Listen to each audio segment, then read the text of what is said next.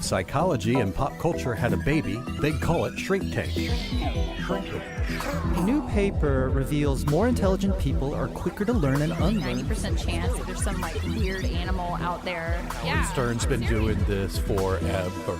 And far more extreme. From Nashville and Charlotte, this is the Shrink Tank Podcast. And welcome, everybody. If you're joining us for the first time, a very special welcome to you. And if you're coming back for more, thanks so much for joining us. Dave Verhagen here in Nashville. We've got a great show for you. Our trending topic today is Hollywood rehab and OD culture. That's in our second segment. But first, we're going to meet our Charlotte panel. And for the second week in a row, minus Dr. Frank Gaskell, who apparently never escaped from the escape room. God rest his soul. But Dr. Emma Kate Wright is here. Emma Kate, how are you? I'm doing all right. Hope you are. I am good. So since we're going to talk about rehab and OD culture and all that stuff, I want to ask you a vulnerable question. Good. How vulnerable do you think you are to addiction? Like, how susceptible do you think you are? Give it like a 1 to 10 rating. 10 would be like guaranteed, and a 1 would be like no chance of addiction. Well, I have the ADHD, and that makes me a little bit more impulsive at times, and I have a harder time regulating and inhibiting, and I blurt things and what. And I discovered after a recent work trip with our office to Chuck E. Cheese that I could get addicted to gambling. It was bad. No, it was really bad. Like, I couldn't stop playing the game because we had the card where you didn't need tokens, like you just kept going. And I realized I'm probably like a 6 or a 7. Like, it's good that you're not exorbitantly wealthy like Frank, right. Where you just could just spend money left and right because you would spend money left and right. Yeah. But I mean, like, I just don't have any interest in like drugs, thankfully. Otherwise that would be bad. But yeah, I would say because of that aspect of me, I might be a little bit between like a 6 and a 7. All right. We'll give it a 6.5. And Jonathan Hedderly's here. He's our certified Asian who rounds out the panel. Jonathan, what's your level of risk for addiction, do you think? That is an interesting question, Dave. And, both Emma, Kate, and I, we've talked about we're adopted, so I really have zero family history to know if there is a long line. It's really interesting. My adopted family, there is a long line of like either mental illness, addiction, or divorce. And sometimes all three, like the triple crown. Dodged those bullets so far. Woohoo! Yeah. Well, I have a high risk of getting very focused on something and accumulating. It's usually stuff. Like at one point, I was really into collecting live music, trading, concerts, and I think I got up to about 3,000 live concerts that I have. When I was into baseball cards and comics when I was growing up, fortunately we were very poor, so you can only steal so much before you increase the risk of getting caught. So right. I think that helped my addiction. But I do get that obsessive piece, and so I think that in an alternate world, I could really be in a very bad place. So I try to channel it into like exercise and binge watching, and hopefully that those are benign enough that no worse for the wear. Yeah, isn't that William Glasser wrote that book called Positive Addiction? Yeah, kind of the idea like if you're gonna get addicted to something good. So work out a lot, or volunteer or garden or something like that. Yeah. Well, I think I've said this on this podcast before, my story about how when I was a kid and my parents took me to Busch Gardens and I obsessively spent all my money that they gave me for the day on trying to get a stuffed animal. Did I ever tell you this story? Yeah. So that was like a wake up call when I was a teenager. But I think the way that I've coped with it is to just I don't drink at all. And there's part of me that wonders if I was a drinker, I'd probably go for it. I'd probably throw it down. Yeah. And what I realize is I like to do streaks of things. Like, how we've talked about, I have this quirky bird stuff where there's a word that I won't say, right? Yep. It drives Frank crazy that he can't know the word. Part of the reason why I won't say it is because it's a streak.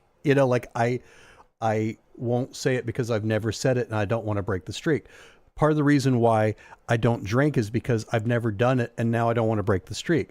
Part of the reason why I never go fishing on my fishing trip is because I've never done it and I don't want to break. Like I think in a weird sort of backwards way, that's a form of addiction. You know what I mean? Like it's almost the mirror opposite. It's like I like to get on a streak and not break it. And so I think there's a little something in me that like I get on something, I want to just like wear it out. Yeah, you would go on quite the bender. You'd be like, this has been 9 days of heroin. Let's see if we can't take it to 10 days. 10 days. Yeah. And I just noticed that I've got this little thing in me with like, it's not quite gambling, but close to it. Anything with bells and whistles, like anything, video games or slot machines or anything like that. I'm a sucker for that stuff. Chili dogs. I would just go off the deep end with it. Oh, Dave, you would totally be an addict because if you go to a Mexican restaurant with Dave and there's free chips and salsa It's at another the table, Yeah. you cannot stop yourself. Nope. Here's the thing. There was this old study where they put these little lesions on rats' brains in their hypothalamus or something, and they ate until they exploded. Like they literally ate until they blew That is up. Dave. Because I would do that. Like if they brought me one basket of chips, I'd eat it. If they brought me 85 baskets of chips, I'd eat it. There'd never be a point in time where I'd stop eating chips and salsa. It's like that's the kind of stuff that worries me. It's like the same thing with candy. Explode. If people bring in, like we have people from outside, who'll say, "Hey, we just wanted to bring some donuts by." It's everything I can do to not eat like half a dozen donuts. Oh, it's yeah. everything. The fact that I Sugar. don't weigh 800 pounds is a minor miracle. So It kind of is. It is. No, I would agree with that. I would. so yeah, I think I'm kind of prone to it. I the way I've coped with it is just I just don't do anything that's like drug stuff or drinking or anything. But that I think I'd be a goner. Well, each week, you heard Jonathan, Jonathan trolls the internet and he finds a great story of psychology in the news. It's our first segment that we call Be Human. There is a new study, and it's found out that liberals and conservatives are on average no more or less narcissistic compared to each other. But the two political orientations are associated with different facets of narcissism. So this study that was recently published in the American Journal of Political Science used the Narcissistic Personality Inventory, and they found that levels of narcissism were about equal among liberals and conservatives, but there was a higher sense of entitlement with conservative positions. So those that would agree with statements like, I insist upon getting the respect that is due me, and statements like, I expect a great deal from other people. Now, high levels of exhibitionism was associated with more liberal positions. People that would agree with statements like, I get upset when people don't notice how I look when I go out in public, or I will usually show off if I get the chance. So the bigger message is that narcissism is a part of all people's normal persona. Now, Dave, you've made it clear that you're kind of moderate, like you're right in the middle. So what do you make of this study when it looks at political orientation and narcissism? I'm right in the middle of narcissism or right in the middle of the political spectrum. There you go. Yeah, probably both. I definitely am a political moderate. And it's funny because when you hear conservatives talk about liberal politicians, they always talk about how narcissistic they are. They're like, Barack Obama, can you believe that guy? He's such a narcissist. And then when you hear liberals talk about conservatives, it's the same thing. It's like George Bush, man, that guy was a wounded narcissist, all that. And so we have this perception that the others on the other side of the political spectrum are flamingly narcissistic. By the way, I think we got a ringer. I think we got a bell ringer right now, no matter what side of the political spectrum you're on in office right now. But that being said, I find this study to be intriguing, but I can't make sense of why would conservatives be more entitled and why would liberals be more exhibitionists? And I've been puzzling over that. Do you guys have any theory about what makes a conservative, by and large, more kind of have greater sense of entitlement? I feel like they were playing into stereotypes because I actually had that same question too, where they just assume that, or I'm wondering if they assume that most conservatives are wealthy. And so then wealthy people tend to frequently be more entitled. But I wasn't sure about that as well. And because even then there's a lot of conservatives that are poor. So I don't know. Yeah, I think the study found this to be true. It wasn't a theory. It was just like when we survey people, we give them this inventory, their rating of conservatism correlates with high ratings of entitlement, and high ratings of liberalism correlate with high ratings of exhibitionism. It's puzzling. Well, I have a couple theories, and I have no idea if they will stand up against the slightest current, but the statement like, I insist upon getting the respect that is due me from entitlement conservatives, I really feel like, and I think there's an element of truth to this, and I think there's a lot of perception that conservatives feel like they're not respected, that they're uneducated, that their kind of value system or beliefs are antiquated, and then they point to the media, which it's hard to argue that the media doesn't have a liberal kind of slant to it, and I think that just sort of reinforces people don't take us seriously. They always put us maybe in a position of we're powered, we're entitled, and so it's kind of this roundabout way of like feeling entitled, like they don't get what they really feel like they deserve in that regard. And the other piece of I expect a great deal from other people, I was curious of like, do conservative people by and large value relationships and community? Are some liberal people more individualistic? I don't know. Like, I don't have an argument to make for that, but that whole expect a great deal from other people would be like reliance on others and that kind of communal aspect. Intriguing, but like, I don't know. I have a weird reaction to it because there's part of me that thinks that makes sense. There probably are differences in the form of narcissism. Like they both rate the same levels of narcissism on average, but in different ways. But why it shakes out this particular way is something I'd want to understand more. Like I don't think I've got a really good handle on this sense of like, all right, liberals are more exhibitionists in their why would that be? I mean, I guess the one thing that I thought of with that piece is that liberals typically, again, they have views that are very different from conservatives, where, for example, the civil rights movement, a lot of those people might have been viewed as liberal. And so then they're out there being more activist and, displaying their values and their opinions. And so that's the only thing that I could think of that would be related to that. Well, and again, if it goes back to like maybe how the media portrays or spins, I think it is much more acceptable to be vocal. At least this has been my experience. There's a lot more community and social approval if you're outspoken or you share your more moderate to liberal positions. I think there may be an element of defensiveness, like you have to defend if you have more conservative beliefs based upon kind of the public current. But I will say this study is true in this regard.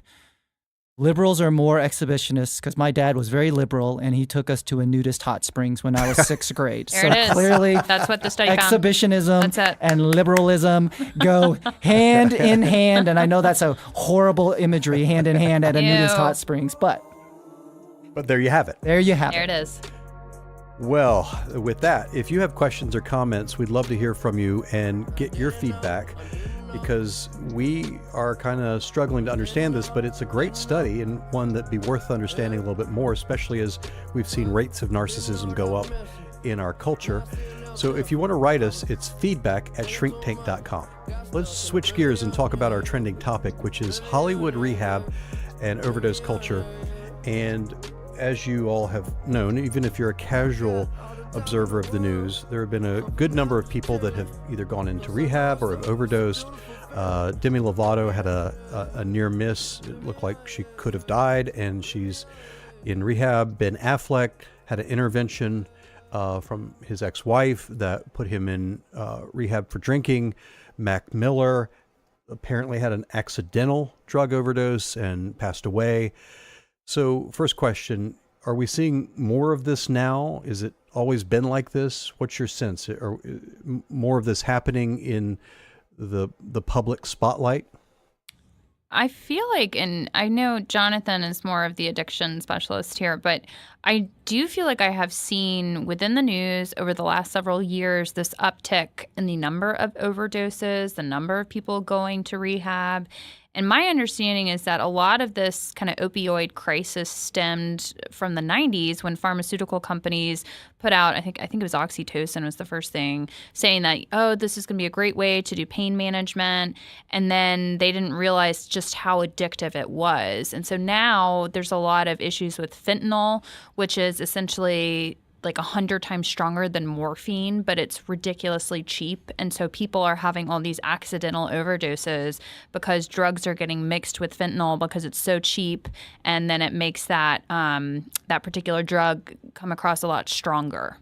Yeah, I wouldn't be surprised if there's an uptick number-wise, because I think overall in our culture we're seeing some concerning rising rates of like alcoholism, even with middle-aged men, and we've been talking about the rising rates of suicide and mental health. That I think our culture by and large is struggling with resiliency and handling the everyday normal or exceptional levels of stressors that we face in life. But the other thing I think is that we've created a culture, and I think this is a positive, that celebrities are more open and transparent about their flaws, and that's part of their personal branding and relatability, is that it's no longer celebrities have to create this very perfect image in order to be a celebrity or a star. And when you think about at least Mac Miller and Demi Lovato, like their fan base are very in tune to their struggles that they've had in their life, and it makes them human and relatable and approachable. I don't think that's been as much the case with Ben Affleck, although we were certainly aware of his alcohol problems in the past and him going to rehab the first time around. So I think there's just more openness to talk about it, and I'm glad that it hasn't translated into demonizing them or people having a real negative reaction to it. You mentioned Mac Miller. I want to ask about him. I've never been a fan of his music. I'm not a fan, but I just haven't really ever tuned into his music much. But my experience has been that his death affected a lot of my clients. I probably in 1 week time had 5 guys come in and talk about Mac Miller and the impact it had on them. In fact, one guy relapsed he'd been pretty sober for about 6-7 weeks, and he relapsed the day that Mac Miller died because of that, because it sort of blew him out of the water.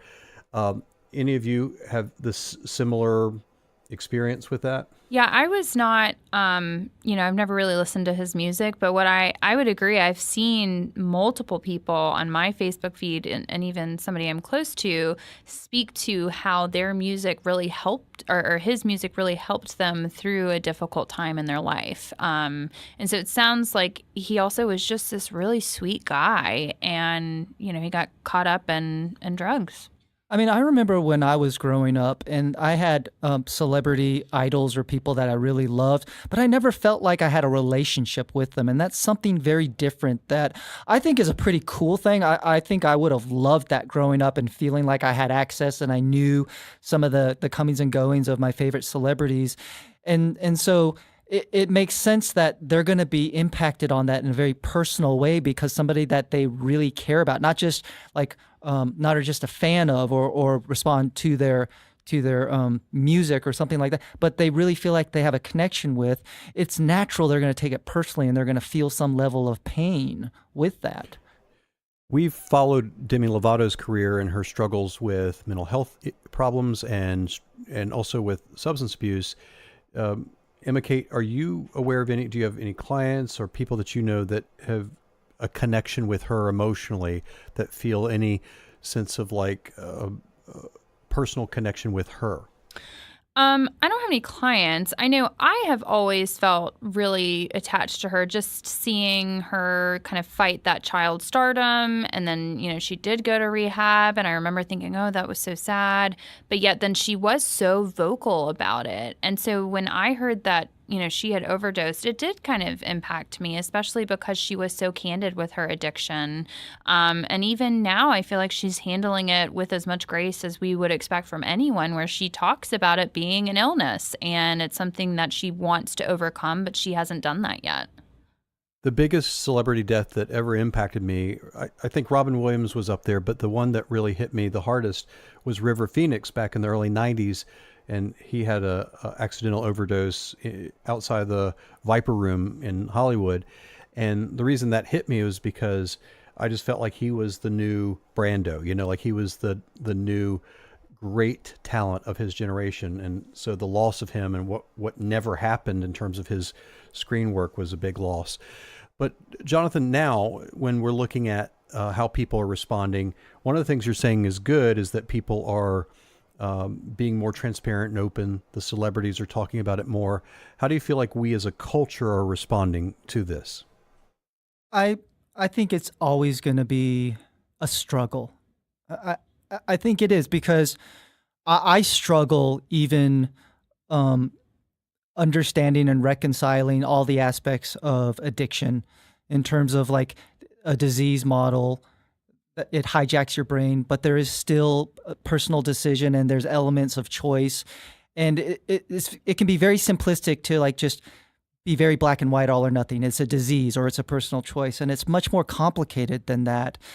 And so I think that anytime something really hits home and it's very painful, we tend to see a side of people that either it brings out the best of them or can bring out the worst in them. And so I think you're going to continue to see that with people judging Mac Miller or making assumptions about him, or Ariana Grande. I know that a lot of shade was thrown her way because she broke up with him because he wasn't in a healthy place. And they really blame his overdose on the breakup and his inability to cope with that. And you just sort of see how some people are throwing a lot of support to Demi Lovato and Ben Affleck and others, and other people are going to be kind of like inhuman trolls. But I think we are understanding and more empathetic about it now than certainly 20 or 30 years ago. But because I also think that it's really hard to find somebody that doesn't have some personal connection with addiction, like either professionally or in their own family or friends. And there's much higher rates now of opioid addiction, starting with prescription painkillers and then even advancing to far down the line as heroin. And we're seeing that on, I think, every level, every income level, every socioeconomic level. We're seeing it across the board in different states. Jonathan, have you seen that in your own practice? You work a lot with addiction and substance abuse. Have you found that to be true, that the rates of painkiller and opioid addiction are increasing? Yeah, I've definitely seen that. And I've been kind of working with that population for 5, 6, 7 years now. And it tends to ebb and flow with young people, but we've seen a consistent uptick with adults and older adults. It's always interesting. It very rarely is it like I got started with painkillers and then I got hooked. It's usually like I had real problems with drinking, but I just chalked it up to being young or college, but I did a little cocaine, maybe in college as well. And then eventually, a lot of times it's either access to it or you had some type of injury as you aged or something along those. Like there's clear progression. And I think the more people understand the progression of addiction, I think that can be a real huge public health service. The other thing that I think we can learn from Demi Lovato and from Ben Affleck is changing people's understanding of what rehab really entails, because both of them are going back. And even just today, I was talking with people about what rehab really entails and what it doesn't. It's a first step. It's the step that's needed to stabilize things, but it's only the next step. And a lot of people have this antiquated idea of send somebody away, remove them from their stressors, the people, places, and things, that they're going to fix themselves and then they're going to come back with all these tools and resources. And we just know that that's not the case. And even Demi Lovato and Ben Affleck are talking about now, like, what different level of care do we need in order to just not simply go back for 28 days and it's kind of like have a refresher and come back. Like it's an ongoing thing that they need help with.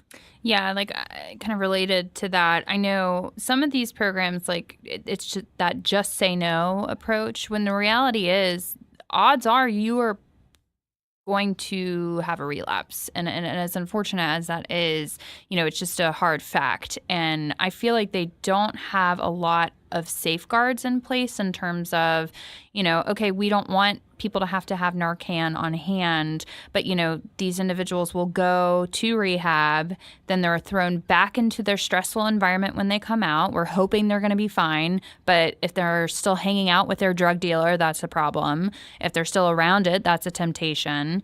And so that's how do we support them or educate them on the steps to take next? And I'm sure they do that, but it's not as easy as we think it should be. And so we also know that people in the public eye have unique challenges and stressors, that people are looking at their every move, that when they fail publicly, that they have more money often, and so they have more access. They have people that glom onto them that can provide them with anything. I mean, they do have some challenges that most people don't have, that make them at a higher risk for substance abuse and for drinking problems and that kind of thing. Emma Kate, any thoughts about anything that you wish was different culturally about either the culture of Hollywood or our culture and how we respond to celebrities when they have problems that might prove to be more helpful in the long run? Do you have any thoughts about, like, if we as a culture responded in a different way, or if Hollywood had different kinds of responses or programs or care? Any thoughts about that? Well, I mean, I definitely feel like, and we've already spoken to this a little bit, we're moving towards a culture that's more accepting of the shortcomings of individuals. I mean, because we're all human, we all make mistakes, we're all flawed. And as much as we would like to think we're all resilient, strong, capable people, we are weak and we have flaws. And I feel like a lot of celebrities, whether it's they're using drugs to cope with the intense stress that they experience, or they actually lack challenge in certain ways. They have access to everything, they're bored, and then they just start to dabble in something and then they get addicted. I think what we have to continue to do is build awareness and try to figure out, are there different approaches or strategies that we can be taking to support people in their sobriety? Yeah, I think there's a couple things that stand out to me. One is, I remember the public outpouring for Demi Lovato. And I think, how many people, when a loved one goes to rehab, do they get that level of support? And it just really was both inspiring and convicting of how a celebrity and fans, it's really easy to say that's really brave and rally around. But do people, everyday people, get that type of support and affirmation? Because it really, it's a huge hurdle. It's very courageous for the entire family to someone to agree to go to rehab, to get a loved one to agree to go to that. The other thing that I think oftentimes, and this is just sort of what I observe in my clinical practice, is people are usually just broken by the time a loved one goes to rehab. And unfortunately, they sometimes miss the opportunity to really work on themselves when the loved one's away, because they're almost like catching their breath. It's almost like, I need just to rest and kind of recover from the physical or emotional toll. But oftentimes they really would benefit from getting therapy or family therapy, or building some tools and resources so that when the loved one comes back, everybody's in a healthier state of mind and have more resources and tools to help them. Good conversation. And if you have questions or comments, we'd love to hear from you. You can write us at feedback@shrinktank.com. We'd love to hear your thoughts, including your own stories, and we might share them in the podcast. Our final segment is something that we call Doctor's Orders. These are things that we're personally enjoying in pop culture. Emma Kate. I just finished a really fun and quirky show that is a Amazon Prime original called Forever, and it's starring Maya Rudolph and Fred Armisen. And I don't want to give away too much because they were very vague in promoting this particular show, and I agree with that. But essentially, it follows June and Oscar, this married couple, and there are all these interesting twists and turns. And I thought, first episode, the show is going to be about this, and the second episode came, and I thought it was going to be about another thing, and then the third. And so just check it out. It's really well filmed, great acting, super different and unique. Jonathan. Well, since we're touching on the topic, I wanted to recommend two movies that when I saw them, I thought they did a very nuanced and sensitive portrayal of alcoholism in everyday life. And the subject matter itself is not the theme of the movie, but there's a movie called The Spectacular Now, starring Miles Teller. And if you watch that, you kind of observe some of the addictive and alcoholic traits that he starts to exhibit even at a young age as a high school senior. The other film is actually a movie called Young Adult, starring Charlize Theron by Jason Reitman. And you kind of sort of see her exhibit some really problematic behaviors. Again, alcoholism is not the theme of the films, but I think they weave it into where a lot of people that struggle with this can resonate with the stories. Yeah, both good and definitely worth watching. All right, that's going to do it for this edition of the Shrink Tank Podcast. We hope you'll check out shrinktank.com for great articles and videos. We also will have links to some of our Doctor's Orders products that you can find on shrinktank.com. Also, follow us on Twitter at shrink_tank and like us on Facebook. For questions or comments, drop us a note. Our email is feedback@shrinktank.com. And if you like the show, please go to iTunes and give us a good review. It helps us build our audience, and we'd greatly appreciate it. Our producer and theme music composer is Sean Beck. Our associate producer and social media guru is Mariel Butler. For Emma Kate Wright, Jonathan Hedderly, and the absent Frank Gaskell in Charlotte, I'm Dave Verhagen in Nashville. Tell all your friends about us and make it a great week.